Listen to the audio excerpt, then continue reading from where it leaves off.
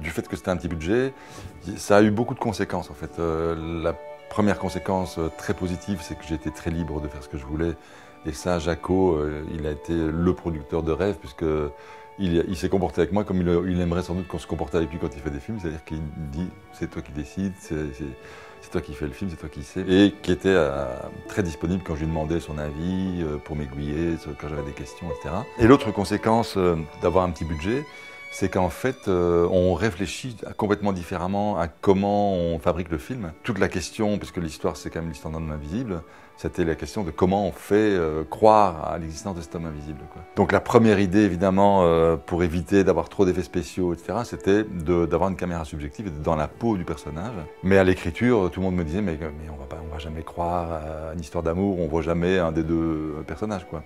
Donc du coup, moi, je me suis évertué à me dire, mais non, on va vraiment se mettre à l'intérieur du personnage tout le temps, dans cette caméra subjective, et pousser la logique du découpage à l'extrême, c'est-à-dire que quand il se couche, la caméra se met verticalement, etc., etc., quoi. Mais il fallait quand même, malgré tout, des plans objectifs. Enfin, moi, il m'a semblé que c'était bien qu'il y ait un certain pourcentage de plans où on voit l'extérieur, l'interaction de mon ange sur les objets. Par exemple, quand il se couche dans un lit, il y a la forme de son corps qui se marque dans le lit, et des choses comme ça. Et là, donc, j'ai questionné, d'une part, un ami réalisateur qui est assez spécialisé dans ce genre d'effets, c'est Bertrand Mandico, qui m'a donné plein de pistes de réflexion. Enfin, il était très, très généreux avec moi. Et puis, ça m'a permis de rêver à toute une série de plans à faire en direct sur le plateau, un peu au cinéma à l'ancienne, quoi. Ok. Un peu plus lentement, tu fais ça.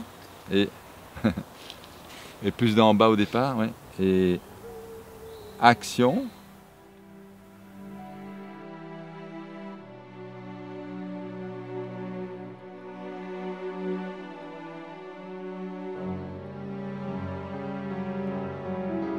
Et puis, parallèlement à ça, j'ai rencontré donc Marc et Willy, qui ont réfléchi avec moi, mais en ayant conscience de mon envie que les choses soient le plus bricolées possible, quoi. Et donc du coup, ils sont vraiment glissés dans cette demande, et puis ils m'ont fait des propositions.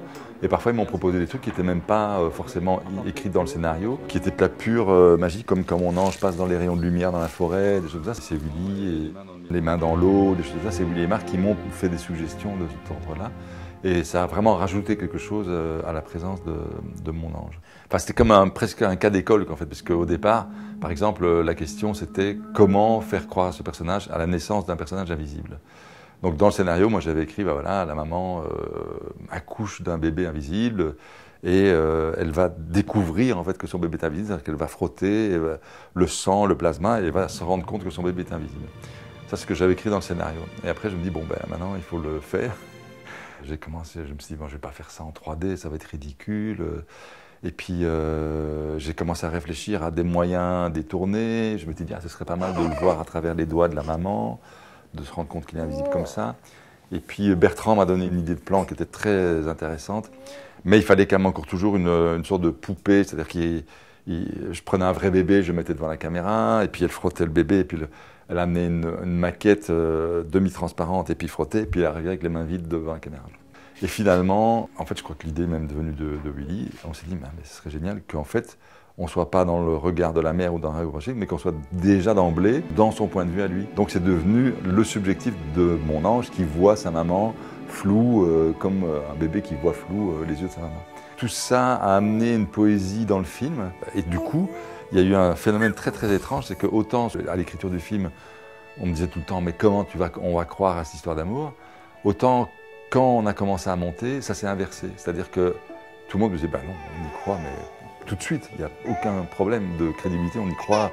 Et du coup, quelqu'un m'a fait une réflexion super intéressante qui m'a dit, en fait, c'est quand on n'est pas sûr qu'il existe qu'on a le plus envie d'y croire. Ça a été comme un déclic pour moi où je me suis dit, mais en fait, il ne faut pas que je rende crédible mon ange, il faut que je donne envie d'y croire.